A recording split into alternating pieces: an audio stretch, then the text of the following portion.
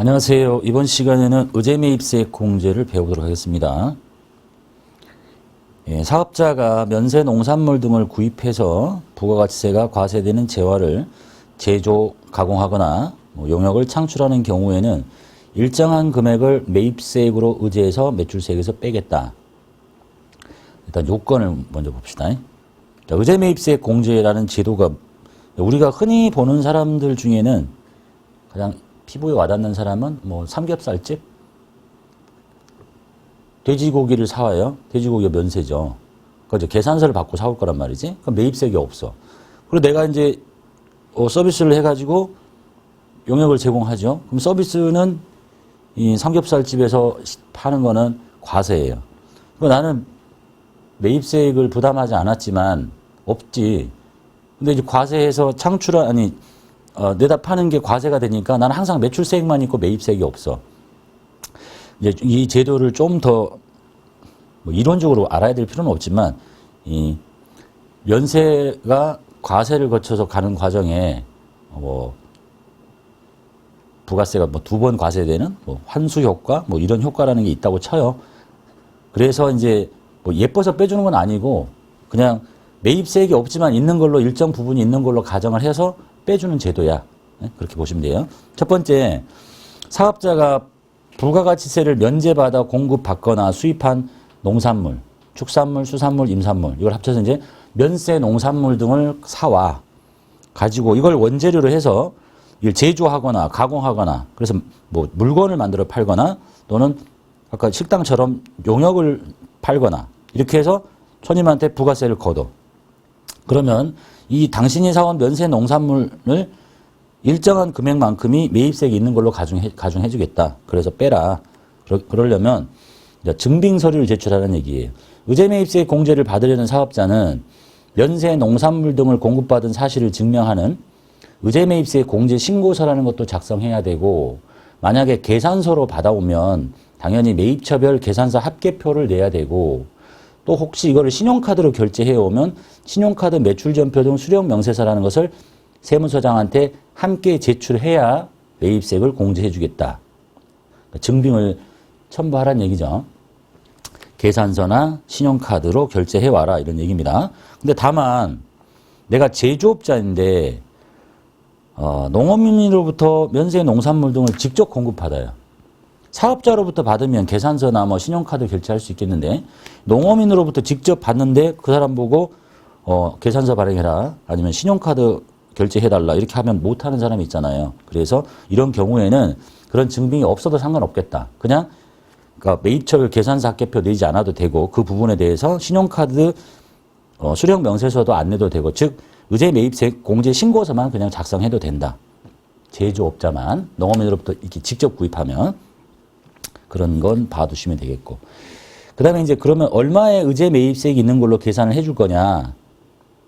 이 율은 이제 외우셔야 되겠죠. 시험 보실 때. 다음 산식에 의해서 계산된 금액을 매입세액으로 공제해 줍니다. 다만 해당 과세기간에 해당 사업자가 면세 농산물 등과 관련해서 공급한 과세 표준에 개인사업자는 이 율이 굉장히 복잡해요. 우린 법인을 다룰 거니까 40%를 곱한 곱해서 그 계산한 금액에다가 이 공제율을 곱한 금액을 한도로 하겠다는 얘기예요. 그러니까 면세 농산물 등을 이렇게 증빙이시 많이 사오는 건 좋겠는데 한도를 두겠다는 거지. 끝까지 해주는 건 아니다. 이런 얘기예요. 이 계산식은 뒤에서 이제 한 번만 들어놓으시면 돼요. 우리가 이 문제를 풀려고 계산 문제를 푸는 게 아니고 프로그램에 이렇게 집어넣으면 왜 이런 계산 구조를 갖고 있는가만 이해만 하시면 되니까. 그럼 이제 의제매입세액은 면세 농산물 가액에다가 일정한 공제율을 곱해요. 이제 첫 번째 봐둘 게 면세 농산물을 사온 그 금액을 가지고 계산해 주는 거지. 그거를 가져올 때 운반비가 들었다. 그러니까 면세 농산물 배추를 100만 원 사왔는데 그 100만 원만 가지고 계산을 해야지, 운반비가 30만 원 들었다고 해서 그 운반비까지도 의제매입세 공제 대상의 금액은 아니다. 이런 얘기입니다. 그러니까 순수한 면세 농산물의 가격. 그리고 이제 퍼센트를 외워야 될 텐데, 율이 굉장히 지저분하게 돼 있죠. 그래서 가장 쉽게 외우는 방법은 이래요. 일단 이거는 알아야 되겠죠. 숫자가 막 여러 개죠. 102분의 2도 있고 104분의 4도 있고 106분의 6도 있고 108분의 8도 있고 이게 누가 더 좋은 거냐. 이게 클수록 좋은 거잖아요. 누가 더 클 것 같아요? 이쪽이 제일 큰 거예요. 이렇게. 그러니까 이렇게 생긴 게 제일 좋은 거지. 그러니까 이렇게 좋은 거를 주려면 일단은 영세한 사람이 되겠죠. 그래서 음식점업 이렇게 크게 비교해서 제조업이 훨씬 크잖아. 예? 그래서 이쪽 사람을 더 우대해 주는 거예요. 근데 그 중에서 네가 개인 사업자야. 음식점을 하는데 그냥 조그마하게 혼자 식당 하는 사람. 근데 이게 개인이 아니라 뭐 주식회사 놀부같이 엄청나게 큰 식당 하는 사람도 있을 수 있겠죠. 그래서 가장 약한 사람한테 108분의 8. 그 다음에 너는 그 바로 위에 거 106분의 6 이렇게 정해주겠대요. 그런데 너가 만약에 뭘 하고 있냐면 개별 소비세가 과세되는 유흥장소의 경영자야. 예? 개별 소비세 과세가 돼. 그러니까 이런 업종을 대표적으로 예를 들면 나이트클럽 가보셨나요? 나이트클럽 가면 과일 안주 주잖아. 예? 이런 업종이라는 거지. 그럼 이렇게 못 해주겠다는 거지. 그러면 이 나이트클럽 음식점 취급하는가 모르겠는데 하여간 이 개별 소비세가 과세되는 그런 유흥장소를 운영하면 율을 팍 떨어뜨리겠다는 얘기죠. 이렇게. 시험에는 나오지 않아요. 여기까지는. 하여간 율은 그렇다. 그러니까 나오면 이제 개인 음식점이냐 법인 음식점이냐 둘 중에 하나가 나올 거고 그 다음에 이제 너 제조업이잖아. 그러면 이제 일단 커요. 등치가 크니까 좋은 율을 주고 싶진 않지. 그런데 네가 개인이야. 개인 제조업자도 있겠죠. 음식 뭐 제조업이 뭐가 있을까? 쌀 가지고 사와서 쌀로 쌀과자 만드는 사람도 있잖아. 근데 이제 얘가 법인인데 법인 중에서 중소기업이라는 거지. 좀 약한 법인 또는 이 법인보다 더 약한 개인은 104분의 4를 하겠다. 이렇게. 그런데 이것이 아닌 나머지야. 그러면 이제 법인일 거고 중소기업이 아니니까 결국 대기업이 아니에요. 뭐 롯데제과 이런데 예? 가장 낮은 율 102분의 1을 하겠다라고 돼 있네요. 그리고 뭐 세부적으로 어느 특정한 시기에 어느 사이즈에 뭐 어떤 업종은 뭘 해주겠다 이런 건 암기하실 필요 없어요. 그래서 이제 잘 놓고 보면 어느 율이 나올까? 일단 다시 한번 외우면 음식점이 훨씬 크다. 근데 음식점 개인이야? 가장 높은 108분의 8. 법인이야? 그 바로 위에 106분의 6. 그런데 너희가 개별 소비세가 과세되는 유흥장소를 운영해? 그럼 104분의 4. 그리고 이 다음 거 제조업이야? 개인이거나 법인 중소기업이야? 그럼 104분의 4. 이건 아닌 나머지 대기업이야. 102분의 2. 그래서 시험에 나오면 대기업 나오지 않겠죠. 뭐 낼 수도 있겠지. 그냥 가정을 하고. 그래서 가장 단순하게 암기해야 될 것은 제조업자가 나오면 104분의 4. 음식업자가 나오면 개인 108분의 8, 106분의 6. 요 순서만 일단 암기하시면 좋겠습니다. 매일 암기하고 다니라는 건 아니죠. 시험장에 딱 가서 이제 저게 나올지 모르니까 살짝 암기하셨다가 보시면 되겠어요. 그리고 한도 계산이 있다고 했으니까 이제 시험에서는 되는 의제매입세 공제가 되는 것만 입력하면 되고 그 다음에 율만 잘 찾으면 되고 그런데 그 다음에 이제 뭔가 정산하는 기능이 있거든요. 한도가 있다고 그랬죠.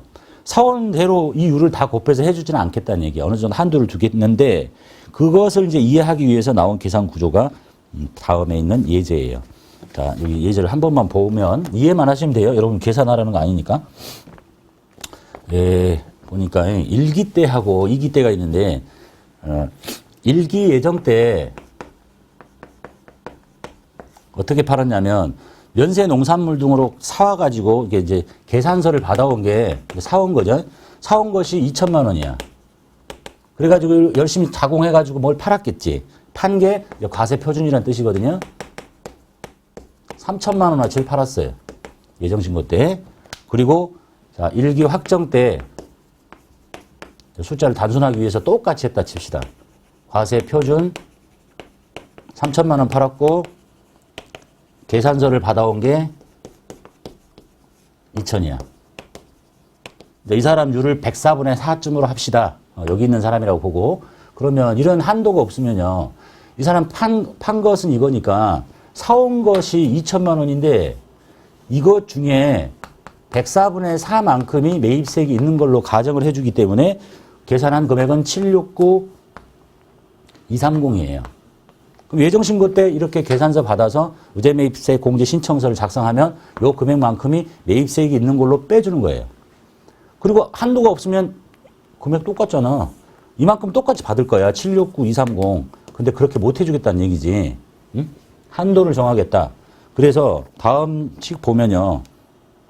한도를 이렇게 계산한대요. 뭐 암기하실 필요 없어요. 보고 이해만 하시면 되니까. 대상액 한도 계산을 할 때 이 사람의 매출액의 법인 40%라고 했잖아요. 이 매출이 이거잖아, 이거. 그래서 3천만 원짜리 일기 때, 예정 때, 확정 때 3천만 원짜리 이렇게 팔았지. 이 금액의 40%가 한도야. 2,400만 원. 이렇게, 그렇게 계산하고, 그럼 단기에 매입해온 거, 이거하고 비교하는 거죠. 매입한 거는 얼마를 사왔는데, 4천만 원을 사왔어. 이렇게. 그래가지고, 이것과 이것 중에 작은 게 한도인 거지. 원래는 요만큼을 다 해줘야 되잖아. 다 해서 이걸 곱해야 되는데 6개, 2개 합치면 한도를 매출액의 40%로 딱 못 박았어요. 그러니까 둘 중에 작은 게 2,400인 거지. 2,400만 원인데 여기에 대해서 너의 공제율이 얼마냐? 104분의 4. 이게 이제 6개월 동안 받을 수 있는 거예요. 이걸 104분의 4를 계산하면 얼마인지 안 써있죠. 그런데 너 이제 요거 미리 받은 거 있지. 그러니까 여기가 6개월 전체 금액이고 너 미리 이만큼 받았으니까 769를 230을 빼, 이 나머지 확정신고 때 받을 수 있는 금액이야. 153, 846. 그래서 이 구조로 갖고 있는 사람은 첫 번째 예정신고 기간 때는 6개월이 안 끝났기 때문에 정산할 수 없으니까 받아온 금액 전부에다 104분의 4를 곱해서 받아, 일단. 그리고 이제 요거 받아왔는데 이거 이대로 안 해주겠다는 얘기지. 너의 매출액 전체의 합계에다가 40%를 계산한 이 금액하고 이 두 개의 합계 중에 작은 걸로 해주겠다. 매출액의 40%인 2,400과 진짜 계산서 받아온 4천 중에 작은 것이 2,400이야. 즉 6개월 동안 계산서 받아온 것은 4천이지만 너는 2,400만 원만큼까지만 받아온 걸로 보겠다. 그래서 너의 율이 얼마냐? 104분의 4다. 그럼 이게 6개월 동안 받을 수 있는데 예정신고 때 이만큼 받지 않았느냐? 769. 그러니까 나머지만 받아라. 라고 하는 게 한도 계산식이라고 보시면 돼요. 뭐 별로 어렵지 않죠? 고지것들은 다 해주지는 않겠다는 얘기지. 매출액의 40% 법인인 경우에.